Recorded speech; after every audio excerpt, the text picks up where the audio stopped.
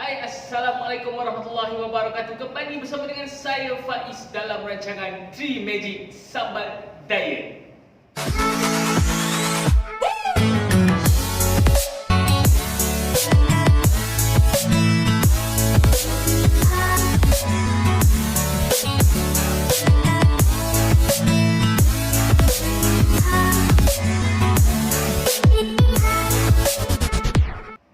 Okey, untuk kali ini, pada hari ini saya nak sharekan resepi macam mana kita nak makan kita punya Tree Magic Sambal ni dengan roti jala. Tu dia. Selalunya roti jala orang makan dengan kuah durian, orang makan dengan kari kan. Tapi hari ini kita nak buatkan macam mana nak makan roti jala berintikan kita punya Tree Magic Sambal. Tapi sebelum tu, tolong kami dengan subscribe channel ini dan tekan butang loceng notifikasi untuk tidak ketinggalan video terbaru daripada kami. Share video-video kami ini di platform media sosial seperti Facebook, Instagram dan yang lain-lain untuk lebih ramai orang mengenali channel ini dan mendapat manfaat daripada channel ini. Okay guys? Alright, so bahan-bahan yang kita perlukan seperti biasa kawan-kawan, kita memang perlukan kita punya 3 magic sambal yang ada kat depan ni. Yang pertama kita perlukan kita punya sambal hijau ikan bilis. Yang kedua, kita perlukan kita punya sambal Jawa. Dan yang ketiga, kita perlukan kita punya sambal tempe ikan bilis ni. Memang gabungan tiga-tiga ni akan jadi sangat-sangat mantap. Alright, seterusnya, kita perlukan tepung gandum. Ini saya gunakan 2 cawan tepung gandum untuk kita buat kita punya roti jala. Kita perlukan lebih kurang dalam setengah sudu ke 3 sudu garam. Sikit je, tak perlu banyak. Okey. Dan kita perlukan susu. Susu, sama ada susu ataupun santan, mana-mana pun boleh. Dan segelas air. So kalau kita gunakan 2 cawan tepung, kita perlukan 2 cawan air yang bercampur susu ataupun santan. Tadi saya guna susu segar. Kita perlukan sedikit minyak dan juga sebiji telur. Juga berwarna kuning. Untuk tambahkan dia punya seri warna dia naik kuning. Okey, dan untuk inti dia pula kita akan campurkan dengan kentang yang dah dipotong dadu macam ni. Potong kecil-kecil. Okey, jom kita teruskan macam mana caranya untuk kita siapkan kita punya roti jala. Yang pertama kita akan sediakan dia punya inti. Untuk inti dia kita akan gorengkan kita punya kentang. Okey? Kita masukkan minyak. Alright. Lepas tu kita boleh masukkan je kita punya kentang. Orang kata tak payah nak tunggu dia panas sangatlah. Kita masukkan je kentang, so nanti dia akan panas sekali dan gorengkan kita punya kentang ni. Alright. Tu dia. Masukkan je, tak apa, tak ada masalah. Nanti kita balik-balik dengan dia. Alright. Okey. Kita biarkan kentang jadi goreng. Sementara kita nak tunggu dia punya kentang ni digoreng dan jadi empuk, okey, dan garing sedikit, kita akan siapkan dia punya roti jala. So kita akan buat tepung dia. Kita akan bancuhkan tepung dia. Yang pertama sekali apa yang kita perlu buat ialah kita masukkan tepung. So kali ni saya akan gunakan whisker. Ini cara manual untuk kita buat. Kalau siapa-siapa kat rumah yang ada blender tu, boleh terus masukkan dalam blender je. Masukkan je tepung dia.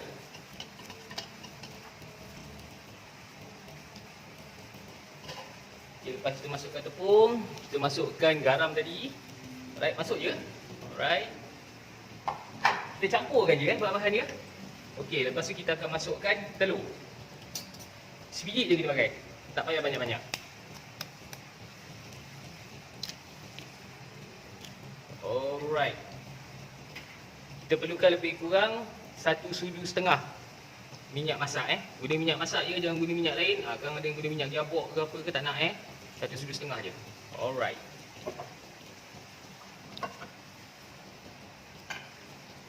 Kemudian kita akan masukkan kita punya susu ataupun santan dulu. Susu boleh, santan boleh.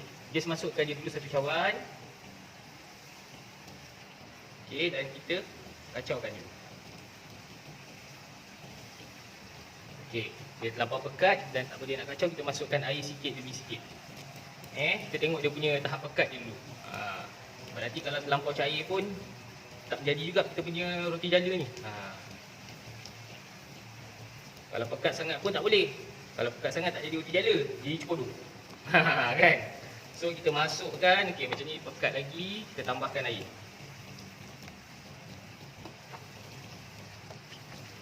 Kita whiskkan dia. Okey.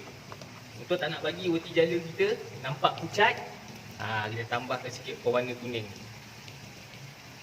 Kita pakai pewarna kuning telur Kita letakkan sikit. Kalau ada yang lebih suka gunakan yang jenis sebuk pun boleh guna yang jenis sebuk, tak ada masalah. Nampak tak kali dia dah kuning? Nampak tu? Okey, dah kuning macam ni dah okey dah. Jangan kuning lagi. Kalau tengok alamak macam tak cukup kuning, tambah kuning lagi jadi lain pula dah. Alright. Okey, sekarang kita tengok kita kentang kita. Okey.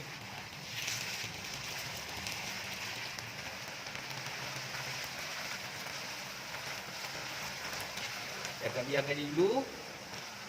Okey, dia melempuk lagi, dia masih keras lagi. Alright. So, untuk jala, kita akan gunakan kita punya botol ni yang ada 5 ataupun 4 lubang dekat atas ni. Ini saya gunakan 5 lubang. Kalau nak gunakan yang 2 lubang pun boleh. Tapi letih sikit nak berjala dia, kan? Sekali gunakan yang 5 lubang. Kalau kat rumah tak ada yang ada botol ni, yang ada yang macam senduk biasa tu, pun boleh. Yang penting boleh buat roti jala, nampak jala dia. Kan?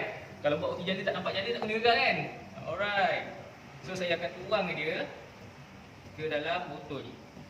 Bismillah.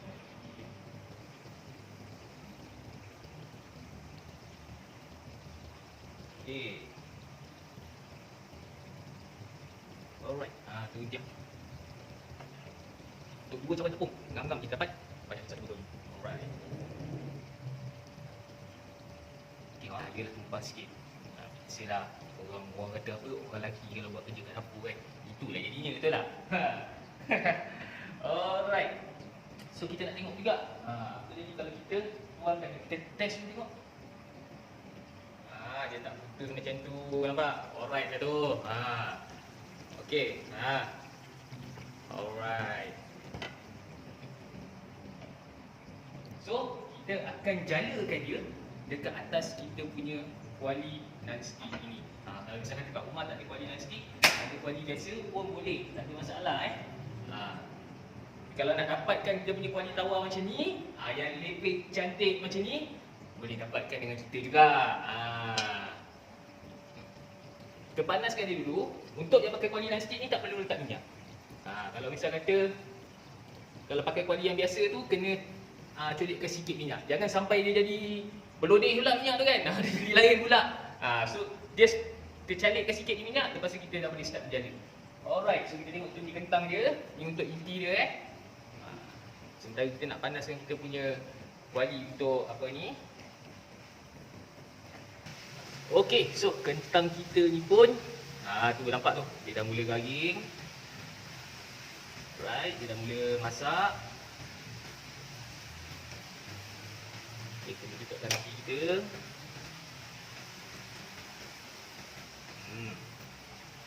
Nampak tu. Dah warna dia orang kata apa, golden dah warna dia. Alright.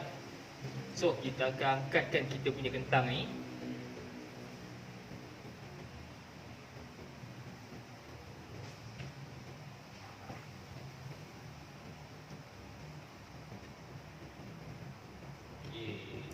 Tapiskan sikit dia punya minyak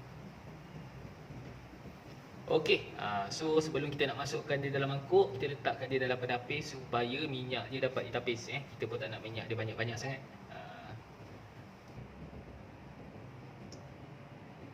Alright, so kita tapiskan dia dulu.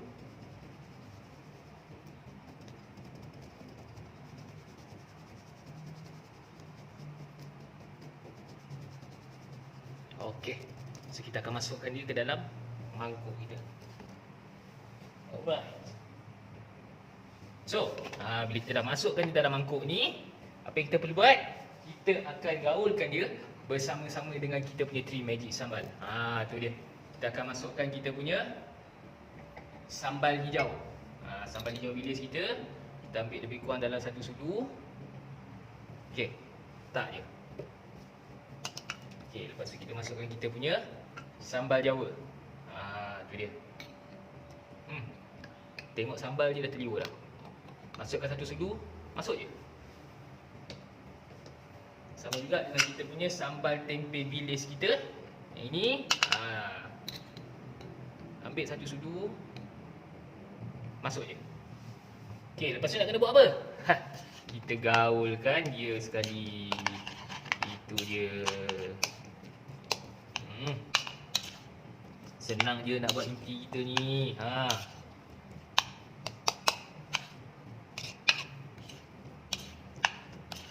Kentang ni, okey, untuk yang dekat luar sana, kentang ni kalau nak lebih senang dia masak, boleh direbuskan dulu. Lepas dah rebuskan, baru kita gorengkan dia. Kalau nak terus goreng pun boleh juga. Cuma dia akan ambil masa sikit lah untuk empukkan dia. So kalau bisa kata ada yang suka dia lagi garing, boleh lamakan dia sikit dan garingkan. Okey, siap dah inti kita. So kita akan mulakan menjala kita punya roti. Roti jala Okey, so senang je. Kita just tuangkan dia je. Kita buatlah bentuk macam mana pun nak. Ada yang suka buat bentuk 4 segi, ada yang suka buat bentuk bulat. Macam saya suka buat bentuk bulat-bulat macam ni. Dan kita akan biarkan dia masak. Roti jala ni kita tak payah nak balik-balikkan dia. Bila nampak dia atas ni dah kering, dia dah boleh angkat. Okey, tu je, nampak tak? Dia dah mula kering kan? Dia biasalah orang lelaki buat kerja ni kan, ikut dia je kan. Right, so kita letakkan dekat atas ni.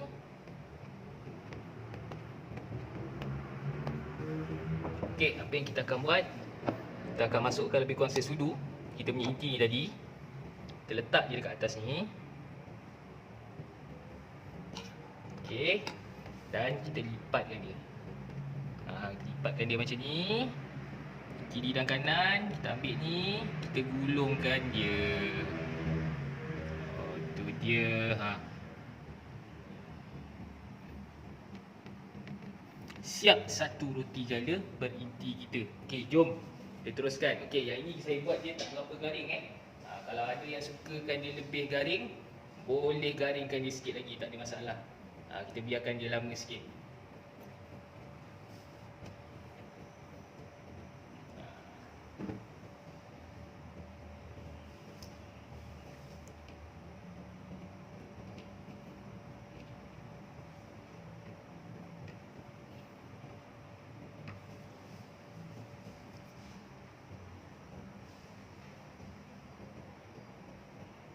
Kita pulang pada akak-akak, abang kat rumah sana kan. Kalau misalkan dia nak garingkan dia, nak bagi dia cepat masak, nak pakai api besar boleh, api sederhana pun boleh.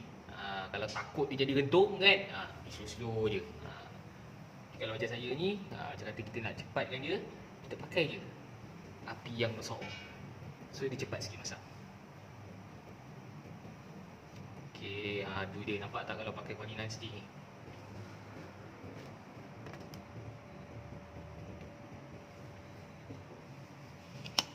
Okey, kita ambil lagi satu sudu, kita akan masukkan. Juga kita lipatkan dia yang sebelah kiri, kita lipatkan yang sebelah kanan. Lepas tu kita lipatkan dia daripada atas, dan terus saja kita gulung dia. Itu je.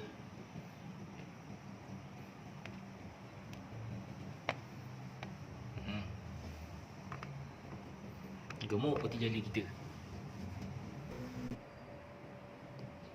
Okay guys, so kita punya roti jala berinti magic dah pun siap. Okay, so inilah yang terjadi bila kita dah gulungkan. So untuk bancuhan kita tadi, untuk 2 cawan tepung tadi, kita boleh dapat 10 biji 10 biji roti jala yang berinti.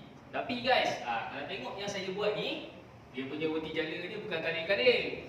Tebal dia lain macam, besar lah tu kan. So kalau katalah untuk anda yang mana yang keluarga ramai, yang bajet-bajet, yang bisa buat comel-comel kecil-kecil tu, sebenarnya dia boleh pergi ke 15 ketul ataupun 20 ketul.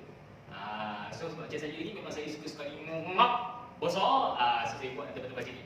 Alright, so kalau dekat luar kita beli roti jala yang dah siap ada inti dengan kentang dan sebagainya kat dalam ni, memang dia akan jatuh sebiji ni lah kurang-kurang RM10. So kalau nak makan 10 biji, kenalah RM10, betul tak? Tapi dengan kita dekat sini, modalnya, orang kata kos untuk kita buat roti jala berinti magic ni hanya RM4 sahaja untuk 10 biji roti jala berinti magic ni. Okay guys, so kepada anda dekat luar sana, jangan lupa try kita punya resepi roti jala Beauty Magic. Tak payah nak cicah dengan kuah kari, tak payah nak cicah dengan apa-apa pun. Tak payah nak pergi orang kata pergi Sarawak durian, tak payah. Makan macam tu sahaja pun dah boleh dah. Alright? Jadi, kepada anda yang kat luar sana, semoga mencuba dan semoga mendapat manfaat daripada segi kita pada hari ini. Okey, kita jumpa lagi pada rancangan yang akan datang. Assalamualaikum dan bye-bye.